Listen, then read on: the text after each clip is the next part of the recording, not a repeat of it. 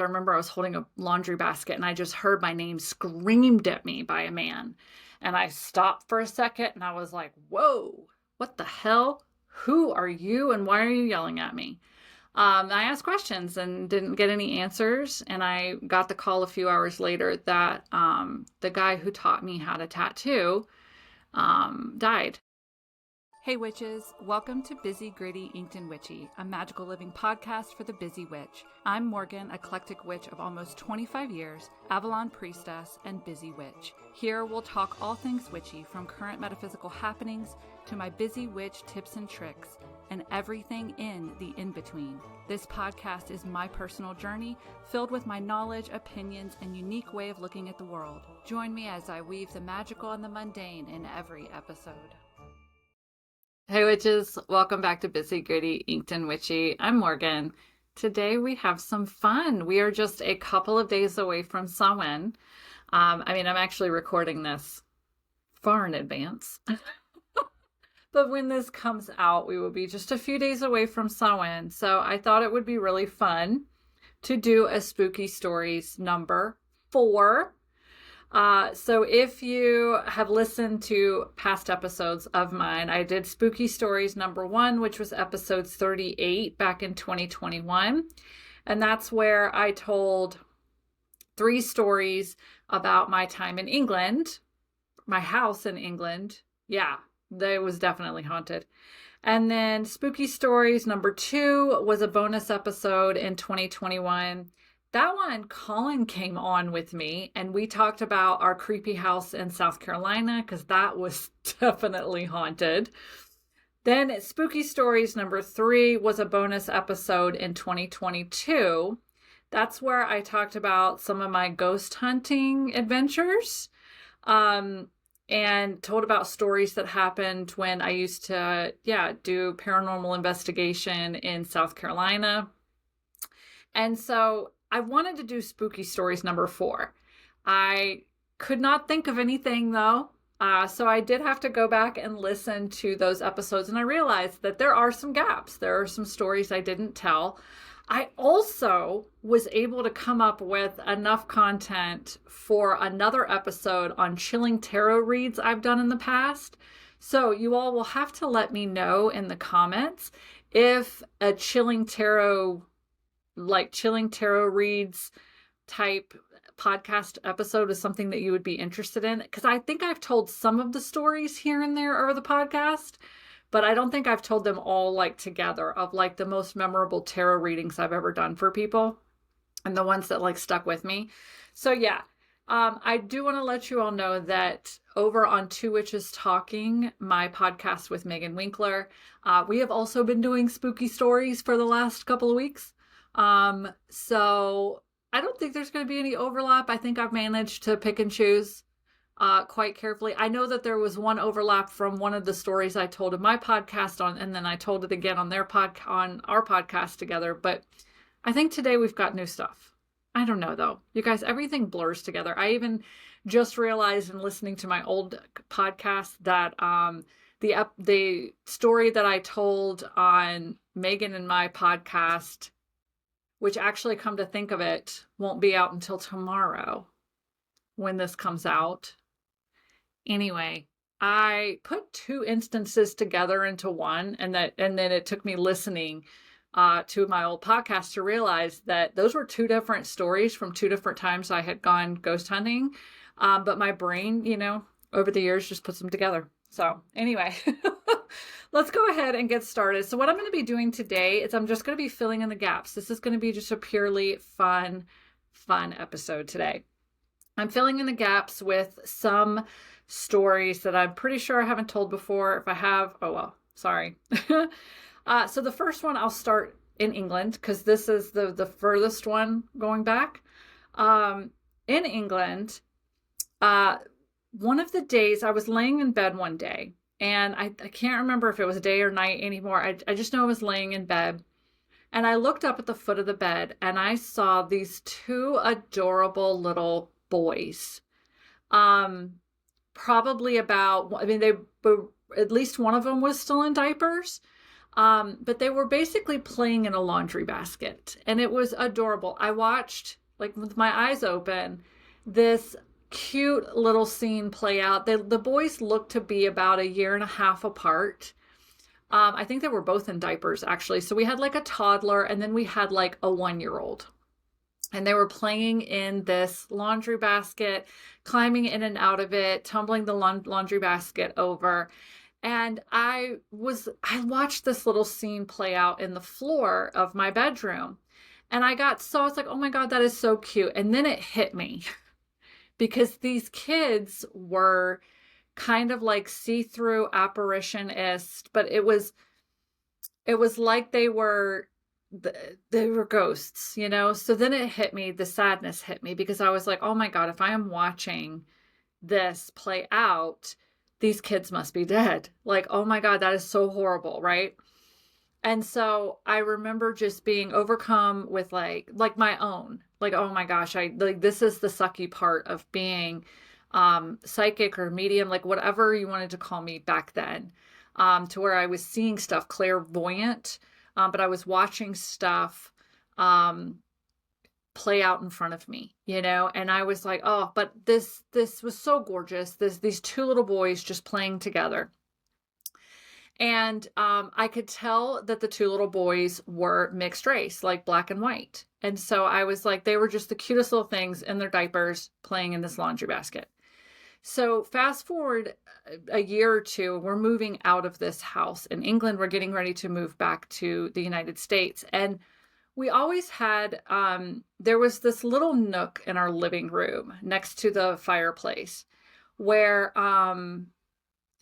there was it's like someone, so there was like a gap in the wall, and it went the whole, you know, floor to ceiling, and someone had shoved a 3 bookshelf wooden shelf into it. But when they shoved it in, they realized that like it didn't move, and this bookshelf was always wonky. It was always just slightly skewed, because like it was jammed in there. Somebody had just taken this and measured it and was like, oh, that's close enough, shoved it in this hole. And it never, so I mean, like, the whole 3 years we lived in this house, this bookshelf was wonky. So we were cleaning the house so we could get our deposit back, because we just rented back then. And I was like, you know what? I'm gonna fucking get this shelf in. If it takes a hammer or something, like, I don't want the landlord to think that we had done that to the shelf, right? So I had moved everything off of this 3-tiered shelf, and I was wiping it all down, and I got a hammer and I freaking knocked it at the bottom and got that bitch in like straight up. And I was like, hell yeah, I knew I could do that. Well, all of a sudden I hear something fall, and I'm like, what the hell was that? So I look, and a little strip of pictures had fallen from behind the bookshelf. And it had fallen on the floor. And so I picked it up. And so it was like from a phone or a picture booth, a photo booth. And there's the 2 little boys.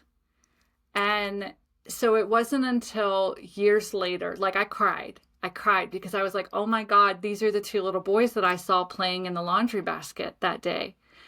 And I don't know how to explain it. But I will say that Zach Bagans, yes, the guy from Ghost Adventures who has the haunted museum in Vegas, he wrote a book called Dark World.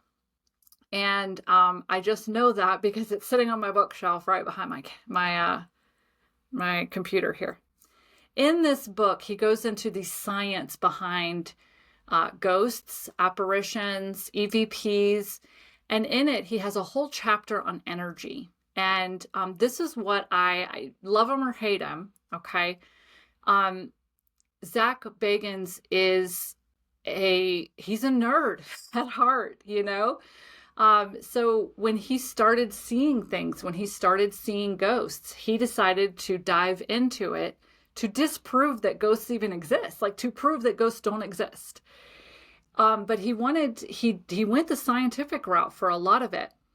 And it is a belief, or it has been scientifically proven, that things like stone and especially water, stone, things like that, can hold energy vibrations. So sometimes if there is an immense, like a very large amount of energy in concentrated energy in one area, that can form apparitions. And when I read this book, this was after we had gotten back to the States. When I read this book, it was so beautiful to me because that first thing that came to mind were those two little boys playing in the laundry basket. And here it was, I had found the photo strip. So they existed. They were live people. They were real human beings.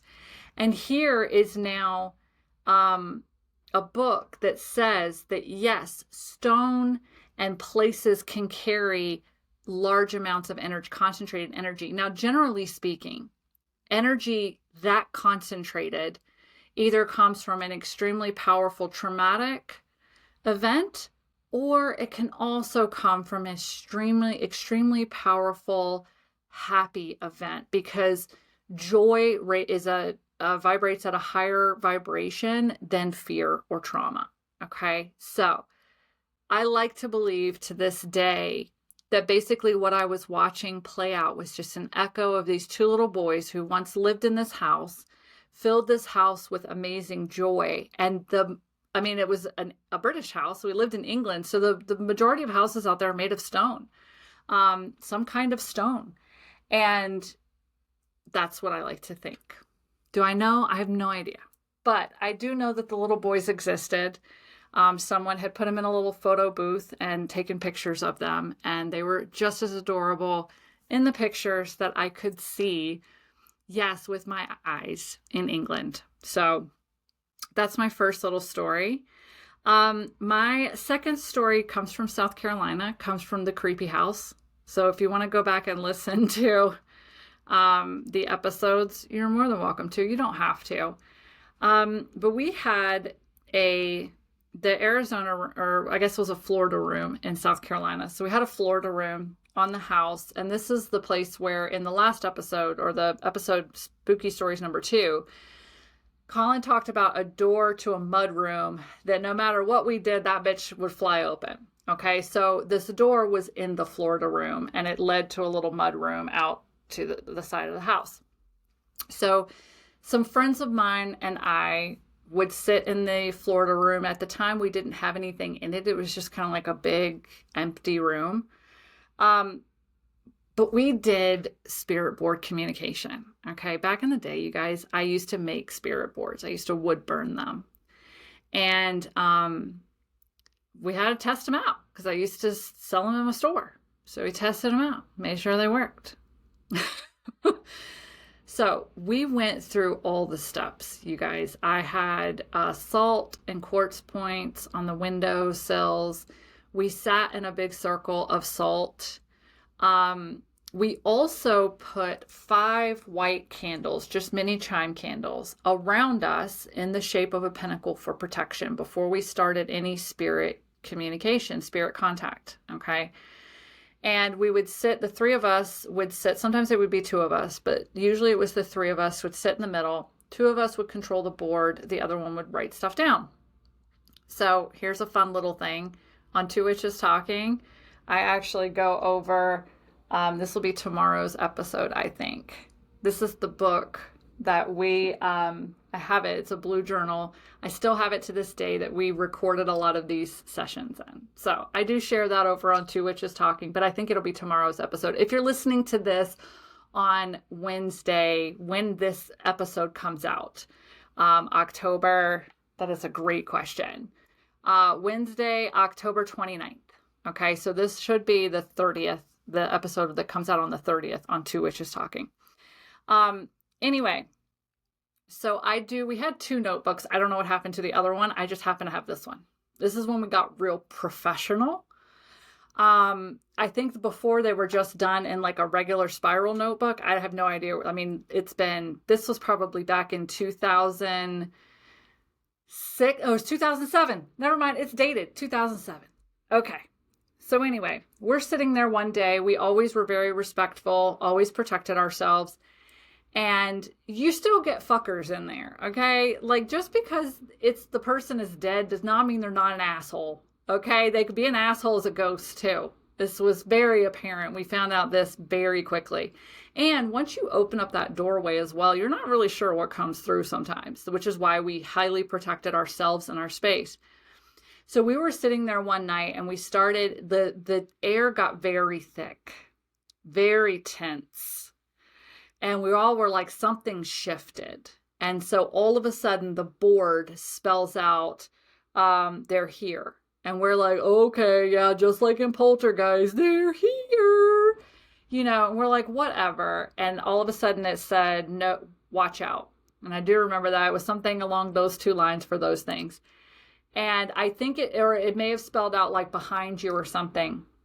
And we had, like, at this point, we're starting to get a little scared because we all, as open witches, we felt this shift in the air. It went from lighthearted, you know, like we're doing spirit contact, to thick and dense. So something definitely had come into our space. And we said, I remember it said, they're here and watch out. And it may have even said behind you. And that's when I turn around and I look behind my friend, and the candle that behind her was like, the flame was so low, it was about to go out. And here's the thing. There's no air conditioning in that room. We finally installed like a hotel heater in it. There's no air conditioning in that room, no ceiling fan, or it wasn't on. There was no airflow. There was nothing to where this candle should have all of a sudden the flame almost died out. And when I looked at it and said, oh shit. And I remember grabbing a match or something and like trying to get the candle or lighting another candle. Like, we're scrambling because we have set the protection up to where as long as we are in the middle of this white candle pentagram, we're good. We're good. We're protected. And something was blowing out that fucking candle. So I think, if I remember correctly, we ended up getting another candle lit real quick and put in its place, because that candle, no matter what I did, I remember holding a lighter on it, trying to just keep the flame going. And I think we finally got another candle in its place, and that candle just went out. No reason for it to have gone out. No draft, no breeze, no air conditioning, no nothing. At that point, we were all fucking scared as hell. We closed the board. We stayed protected. We put extra, because we had a whole, I still have it at my house. It's like a whole picnic basket full of like oils and salt and all kinds of shit. And I think we cleansed ourselves really well and made sure that whatever it was, like, we felt the shift back, the energy back of, you know, like calm and lighthearted. So whatever it was that it almost blew that fucking candle out, you guys, I've never been so scared in my life. So I don't think that was probably the end of it for us. I'm sure we probably continued. Well, we had to have continued on, because this notebook was the second notebook. I do remember that. And so that would have been in the first notebook, wherever that is. Probably decomposing somewhere. But that was super, super creepy. And then here, I don't have a lot of spooky stories from here. I just told my husband, I said, that's because we don't do a lot of spooky things here. Because he won't do things, you know, haunted houses and all that kind of shit here. Actually, I do. Hold on, you guys. I got one. Because these are just little small ones. But give me a second, because I just want to, I don't know if I've told this story before. I'm going to tell that one too. I'm going to add it, okay? So I think I have told the other one. So I'm glad that I came up with one that maybe I haven't told, or maybe you're going to have a whole bunch of ones I've already told. But we do not live in a haunted house here in Tucson. We've lived in a couple of different houses. None of them have been haunted, but there have been various times. I do believe that my house, and this happened when we lived on base. This happened when we lived here in our house now. I don't know if it happened because we only lived in the other house for a year. I do believe my house is a stopping over point for people that I once knew that are crossing over. Yeah. Because 3 times now, I have definitely heard my name, and I have seen like shifts in energy near me. And then I have found out within a couple of days, or, well, in one instance, a couple of hours, that someone I knew had died. Two of them, so trigger warning, if you don't want to know anything, just fast forward two. Two of them died by suicide. Technically, three of them did, I think.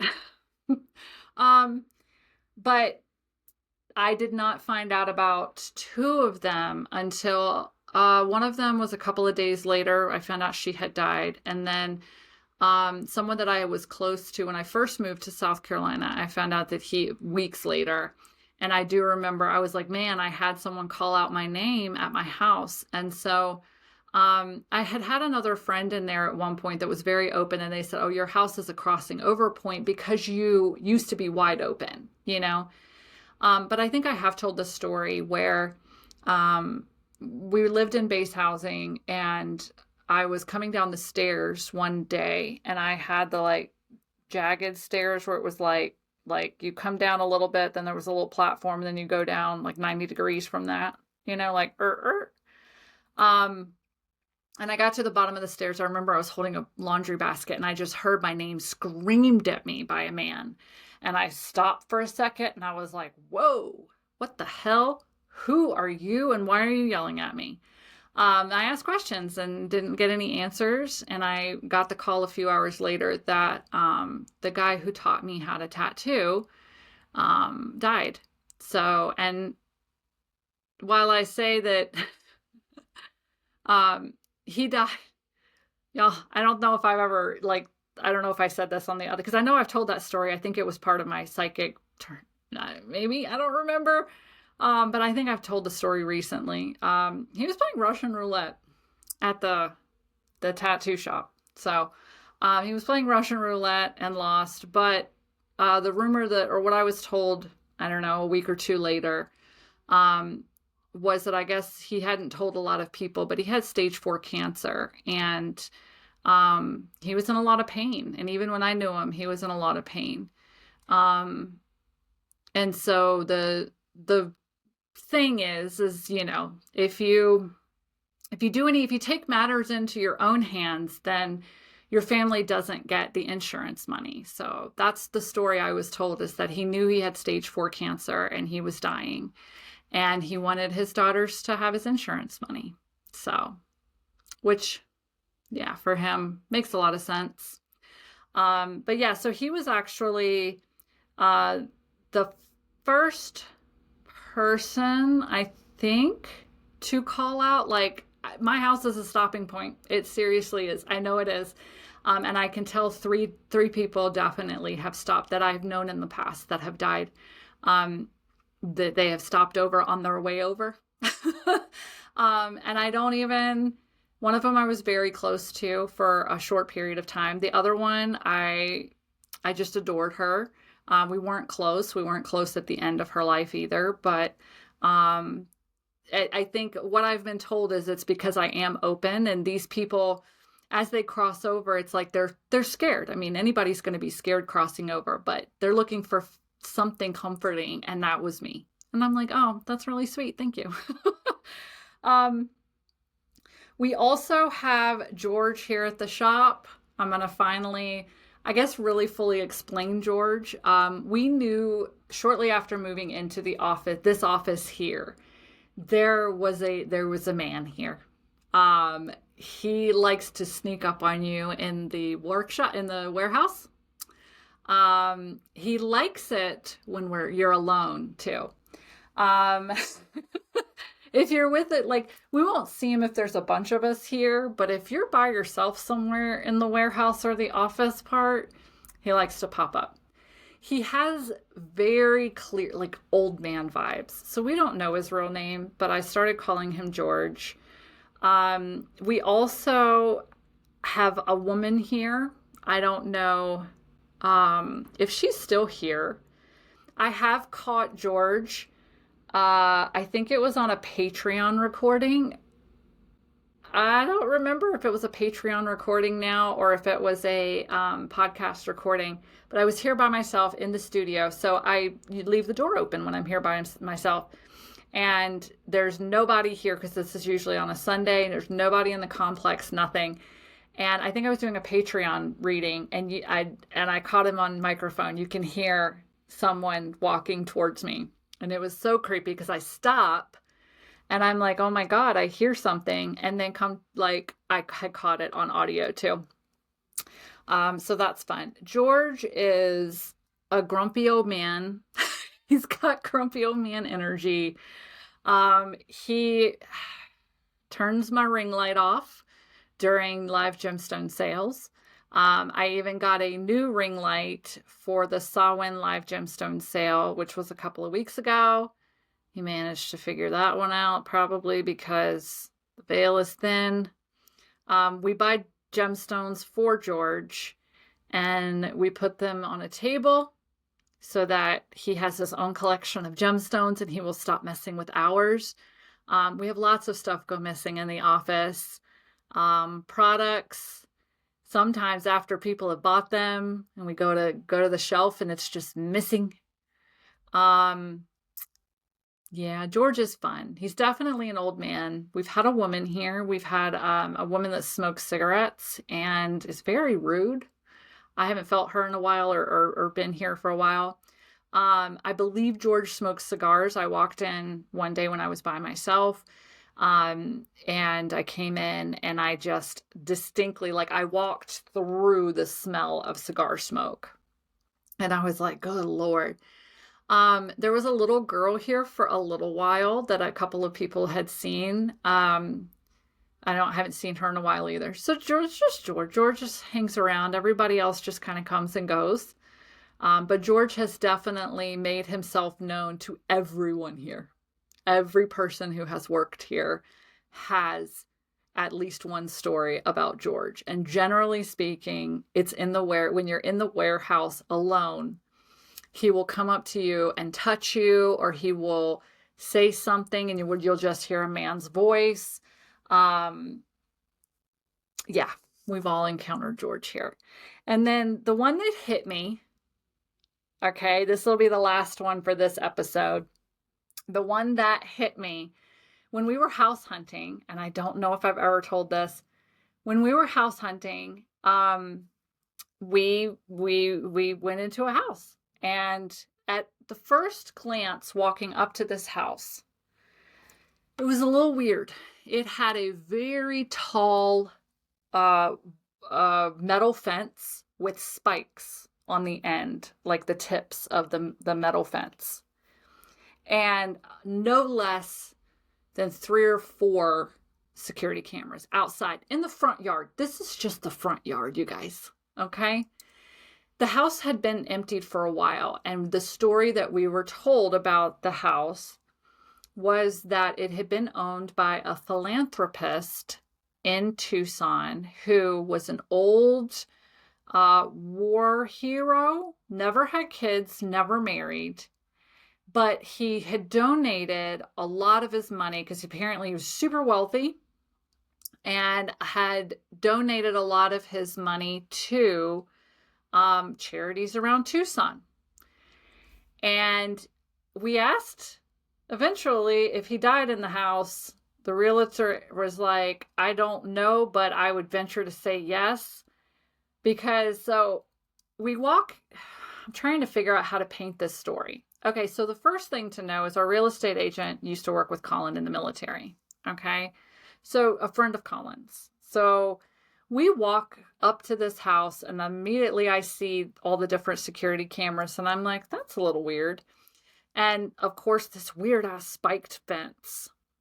So we get into the house, which I also noticed had several deadbolts and iron bars on all of the windows. Now, before you're like, oh my God, that's the aesthetic here in Tucson. Iron bars on the windows is the aesthetic. Generally speaking, just like at this house, they are painted a taupe beige color. Okay, like a natural clay color, just like the houses. Okay, so that's the aesthetic here. No red flags at the moment for that. Okay. So you go through one door, which had a lot of deadbolts, and I thought that was weird. And you kind of get into this front porch area that was completely covered, completely enclosed. And then you get to the front door of the house, which also has numerous deadbolts. And we're like, okay. So you walk into the house and you are greeted near the front. You walk in a little ways into the house. There's another iron gate with keys. And we're like, all right, this is getting a little weird, right? So it's getting a little weird. We get through that gate, because this is literally in the front hallway. There's like a living room off to the left that has another iron gate, like a decorative iron gate that you can lock. And we're like, what the fuck is going on here? So we go to the right, and I think there was like an office there. And so you continue to go into the hallway, into the house, and it opens up into like a kitchen area with a hallway that goes down to the right with all the bedrooms. Okay. And it's dark in this house. It's like the electricity's on, but this house is dark as shit. And I'm freezing cold. Okay. Let me tell you guys, I still did not have, my spidey senses were still not tingling. Okay. They were starting to tingle. My witchy senses were starting to tingle, but they still weren't at full power yet, you know? So we're walking around, and I go over to the thermostat, and there's a plastic box on the thermostat with a lock in it. And I'm like, the fuck is going on in this house? So we end up in like the dining room area.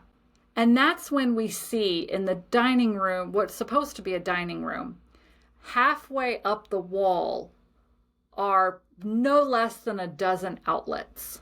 Right after the next one, after the next one, after the next one, after the next one. And we're like, the fuck is going on here? So we can see where there had been a desk or a table pushed up against the wall. It had scuffed the wall or whatever. And we're like, was there a business running here? Is this like a server room? Because like we're talking every like 2 inches, there was another outlet that was halfway up the wall. And we're like, okay, what the hell's going on here? So that's when we start looking around. Like that's when it hit me. Okay. Now, mind you, hold on. Let me think. I know that Colin had walked off into one room. His buddy had walked off into another room. Like he was in the front office. I was sitting there looking at this weird ass room. Well, I remember going down the hallway, and I'm standing in front of a bedroom that has a deadbolt lock on the outside of it, like in the hallway. And I look around and I notice, because I think this was a 3-bedroom house, all of the bedrooms have locks, deadbolt locks, you guys, on the hallway side of the door. Okay. So that's when I'm standing there, and I'm in a room or a hallway or something with a skylight in the ceiling. Very, very popular here in Tucson as well. So I look up, and there's iron bars on the skylight. So we're all extremely quiet at this point as we explore the house separately. But in each one of the rooms we were in, it hits us. Some fucking weird was happening in this house, okay? So we all come out into the hallway and go, what the fuck is this house? And I was like, what? Who was held captive here? Like somebody, like there's deadbolts on the bedroom and on the hallway side, not the place where someone can go and lock themselves in the room from anybody getting in. This is lock people in the room from getting out of the room. And that's it. That's when I guess the glass shatters, the rose-colored glasses come off, and we start to look at this house for what it is. Some kind of weird fucking torture chamber. Okay?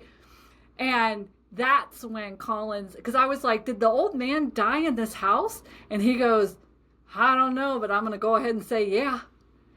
And the house just gets weirder from there. So every single bedroom, like I said, had a deadbolt on the hallway side of the door, so that people could be deadbolted into their rooms. You go into the backyard. There was an absolutely gorgeous orchard and garden area. There was also a separate room off to the side that the minute all three of us walked in, we were like, this is a Dexter kill room. And I was like, does anybody have a black light? My guess would be there's blood splatter everywhere. There was no windows in this room on the outside, but there was a full kitchen with a stainless steel sink. I think there was another sink in there too. It was weird as fuck, you guys. We start noticing that there's cameras in every single room, which is why the dining room like had all the outlets out so that people, I guess there was a surveillance system. There was a wooden box. There was a wooden box in the back, because the back had like an Arizona room, and there was a wooden box with a lock on it attached to the floor. You guys, this house, I dug into what I could find, okay? And this is where it gets just a little creepy. And also Colin's real estate friend asked around, because we were like, what the fuck? Let me tell you guys, this was in 2016, I believe. That house is still empty to this day. The house is still empty to this day. Somebody bought it. Like when it was up for sale, when we were looking at houses and we decided not to buy the Dexter Kill Room house, somebody bought it. And it is still, Colin and I, every once in a while, will drive by it. It is still empty to this day. Okay. No one has flipped it. No one has burned it to the ground. No one is living in it. And even Colin's buddy was like, you guys, I have literally been in a house where a murder happened. Like, we had confirmed that a murder had happened in that house. And he said, that house didn't freak me out as much as this one. There is something in this house. Okay. So if you think about it, every single window and door had iron on it. Okay. Apparitions, ghosts cannot go through iron. So if the old man died in that house, he couldn't even get out the skylight. There was no getting out of this house. But we had dug down into it, and between Colin's friend going the real estate route and me diving into public records of what I could find, this man deteriorated in health very quickly. He was single, no children, no wife, never got married, nothing. And he had a caretaker. I tried to find even more about the caretaker, but they just kind of disappeared. The caretaker had power of attorney and began improving, quote unquote, improving the house, putting all these security measures in the house, because I guess the house had been broken into. And the old man just got extremely paranoid. Apparently, his mental health was declining as well, supposedly. And when his house got broken into, he gave power of attorney to his caretaker to buy and reinforce. And I found like public, what is it called when you have to get approvals for like construction work, So like I found all the public records of those, of all the things, permit that they needed permits for. Yeah. So I slowly, saw where I guess this old man, his mental health just kept deteriorating. But I don't know. Supposedly no one else lived in the house except there was just the caretaker and this old man. So why do we have deadbolts on all three of the bedrooms? And why? And supposedly the caretaker lived out in the Dexter Kill Room house, which they were calling a mother-in-law suite. And I'm like, are you planning on killing your mother-in-law? Because that's what that room is for. No windows. It was like a trailer with no windows at all. It was a Dexter Kill Room. So it just got weird, you guys. It just got really weird. And then you kind of, not to like call into question people's motives, but when you hear about somebody who never marries, doesn't have kids, and they're giving a lot of their money away to charity, and most of them are kids' charities. And then you walk into a house like that. My brain went to really dark places, you guys, really dark places. Like, was this man really a philanthropist, or was he using his money to do horrible things to kids? Why are there deadbolts on the bedrooms and a lockbox on the thermostat?